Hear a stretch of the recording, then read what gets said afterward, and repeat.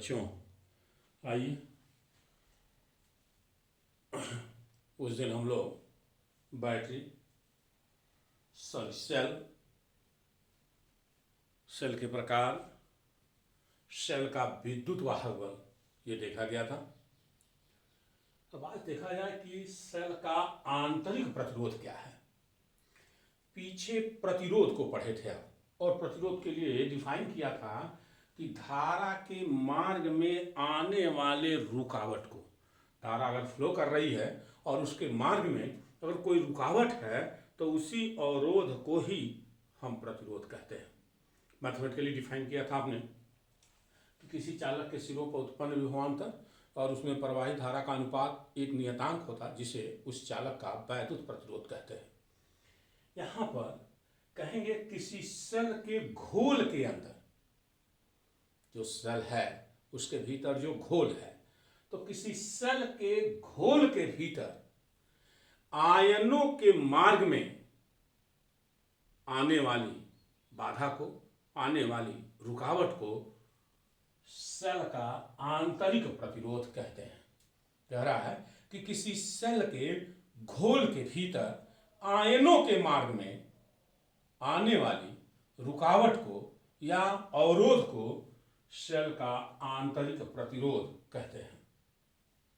और अच्छे ढंग से कह लीजिए कि किसी सेल के घोल के भीतर आयनों के मार्ग में घोल द्वारा जो बाधा उत्पन्न की जाती है उसे सेल का आंतरिक प्रतिरोध कहते हैं।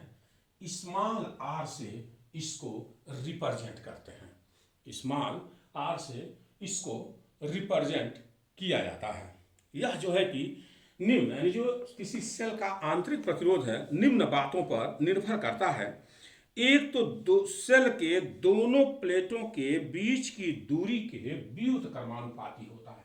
सेल के भीतर जो पॉजिटिव और निगेटिव प्लेटें हैं, इनके बीच का जो डिस्टेंस है उसके इनवर्सली जो है कि प्रोपोर्शनल होता है। यानी कहने का ये अर्थ, ये आर जो है कि इस डी के डायरेक्टली प्रोपोर्शनल होता, यानी डी की वैल्यू जितनी ही ज्यादा होगी आर का मान भी उतना ही जो है कि अधिक होगा। तो पहला पॉइंट ये हमको लिखना है कि सेल का जो आंतरिक प्रतिरोध है वह दोनों प्लेटों के बीच की दूरी के समानुपाती होता है। दूसरा, घोल में डूबे प्लेटों के क्षेत्रफल के व्युत क्रमानुपाती होता है। और ऐसे ही हम तीसरा पॉइंट कह सकते हैं कि वैद्युत अपघट्य की सांद्रता के बढ़ने पर आंतरिक प्रतिरोध की वैल्यू बढ़ती है, और वैद्युत अपघट्य एवं प्लेटों के पदार्थ की प्रकृति पर भी ये निर्भर करता है। तो कुमार मित्तल वाली किताब में 4 पॉइंट स्पष्ट रूप से दे रखे हैं, आप वहीं से जो है कि इसको कैलकुलेट कर लेंगे। आइए हम लोग जो है कि ई, भी और आर में क्या रिलेशन हो सकता है उसको जो है कि इसको निकाला जाए। जैसे मान लीजिए कि ये सेल है और इस सेल का ये पॉजिटिव टर्मिनल, ये निगेटिव टर्मिनल है, यह सेल का विद्युत वाहक बल है और यह स्मॉल आर इस सेल का आंतरिक प्रतिरोध है। ये टर्मिनल पोटेंशियल डिफरेंस को मेजर करने के लिए हो गया, और ये आपका एक्सटर्नल रेजिस्टेंस है। आप चाहते हैं धारा मापी को लगा सकते हैं जो परिपथ में बहने वाली करंट को आसानी से जो है कि क्या कर सके, मेजर कर सके। और चाहे तो यहाँ एक कुंजी भी आप लगा सकते हैं, जैसे इस प्रकार से एक कुंजी का प्रयोग कर सकते हैं और यहाँ पर एक एमीटर का प्रयोग कर सकते हैं। खैर कोई मतलब नहीं है, हमको तो इसको जो है कि कैलकुलेट करना है कि इसकी वैल्यू यानी स्मॉल आर की वैल्यू इस परिपथ में कितनी होगी। कैसे कैलकुलेट करेंगे इसको, तो देखिए पीछे आपको एक डिफिनेशन बताया था कि एकांक कूलाम के आवेश को सेल सहित पूरे परिपथ में घुमाने के लिए सेल द्वारा दी गई ऊर्जा को ही सेल का विद्युत वाहक बल कहते हैं। देखो यह सेल द्वारा दी गई ऊर्जा है इस क्यू कूलाम के आवेश को प्रवाहित करने के लिए। तो निकाल लो कि इसकी वैल्यू होगी कितनी, तो W बराबर E इंटू क्यू। सेल इतनी ऊर्जा दे रहा है। अब Q equal to I T होता आपका, तो ये अगर रख दें आप तो रखने पर W की जो वैल्यू हुई वह ई आई टी हो गई। ये देखिए कितना सेल ऊर्जा देगा, तो सेल द्वारा दी गई ऊर्जा हमारी निकल करके आ गई कि वह ई आई टी के इक्वल होगा। जब सेल द्वारा ये वैल्यू निकल करके आ गई कि इसकी value W equal to E I T के इक्वल होगा, तो ये परिपथ में कहीं ना कहीं खर्च हो रहा होगा। तो परिपथ में जब कहीं ना कहीं खर्च हो रहा होगा तो किस प्रकार से खर्च हो रहा है, तो देखिए एक यहां पर और दूसरा यहां पर, ये एक्सटर्नल रेजिस्टेंस है, बाह्य प्रतिरोध। तो यहां जो ऊर्जा खर्च होगी वह बाह्य ऊर्जा कहलाएगी। तो स्वाभाविक है भाई इंटरनल रेजिस्टेंस है, तो यहां पर जो ऊर्जा खर्च होगी आंतरिक ऊर्जा कहलाएगी। इन दोनों जगह की ऊर्जाओं का योग सेल द्वारा दी गई ऊर्जा के इक्वल होगा। अब मान लीजिए ये दो टर्मिनल है, यहां से यहां तक आवेश को फ्लो कराने के लिए कितनी ऊर्जा खर्च कर रहा है वो, या इसमें से कितनी ऊर्जा खर्च हो जा रही है। यानी कहा जा सकता कि यह जो दी गई ऊर्जा है वह परिपथ में दो प्रकार से व्यय होती है। एक बाह्य कार्य करने में कितना होगा, बाह्य कार्य करने में तो W बाह्य equal to V into Q हो गया। अरे भाई है पढ़े नहीं है, V equal to W by Q.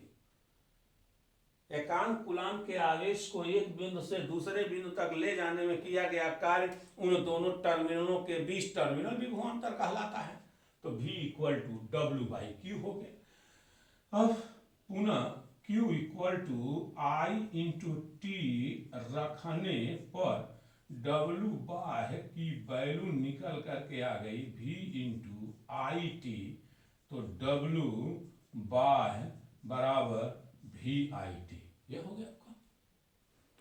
अब देखिए बड़े आसानी से आपने कितना जो है कि इस R पर न्यूट्रलाइज होगा इसकी वैल्यू आपने जो है कि कैलकुलेट कर लिया।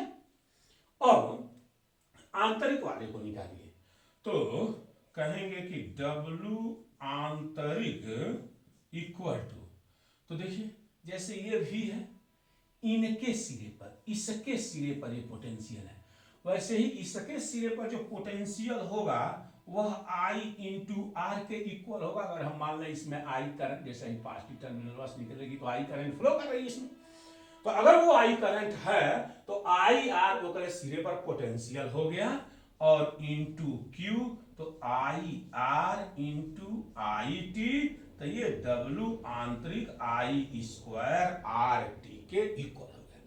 मतलब सेलवा जितनी एनर्जी दिया था उस एनर्जी का एक भाग न्यूट्रलाइज हुआ इस R पर जो VIT के इक्वल था, और दूसरा न्यूट्रलाइज हुआ जो है कि उस इंटरनल रेजिस्टेंस के हेड पर जिसकी वैल्यू I स्क्वायर RT है।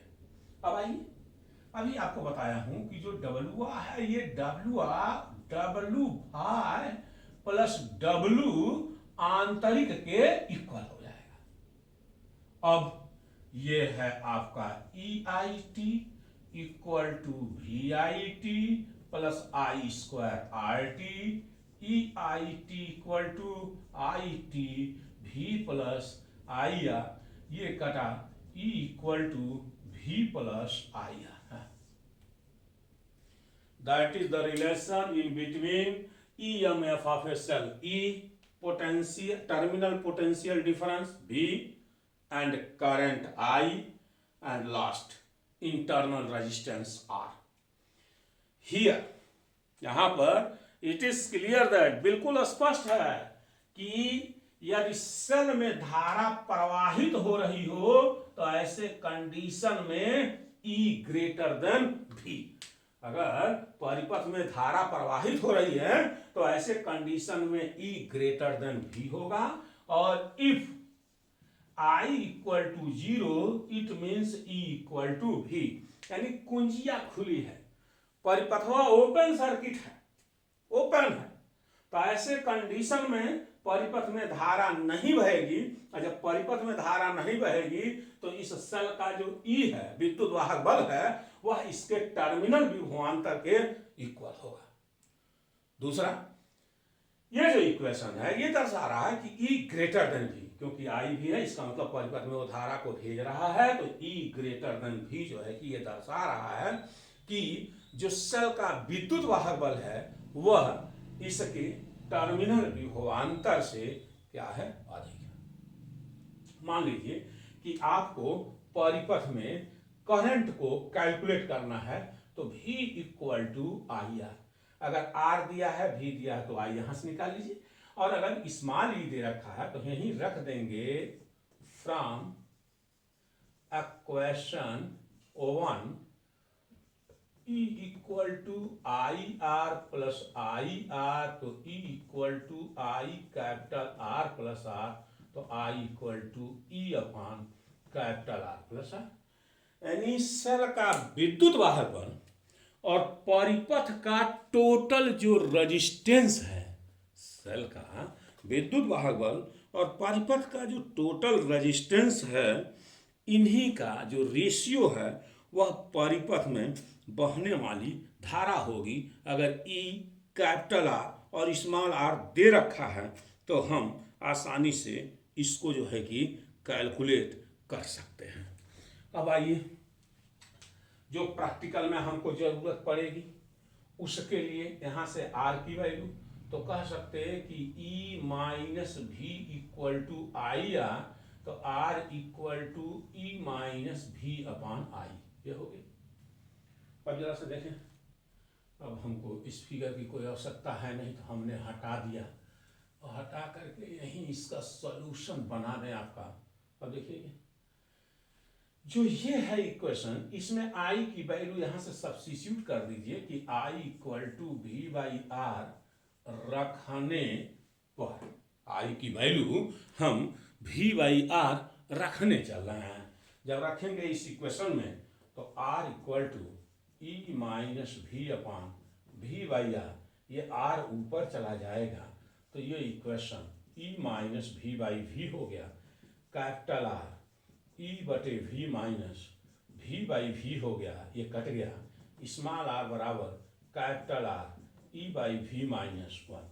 प्रैक्टिकल रूम में हम इसी फार्मूले का प्रयोग करके लैग्रांजी सेल के आंतरिक प्रतिरोध की वैल्यू को हम कैलकुलेट करेंगे।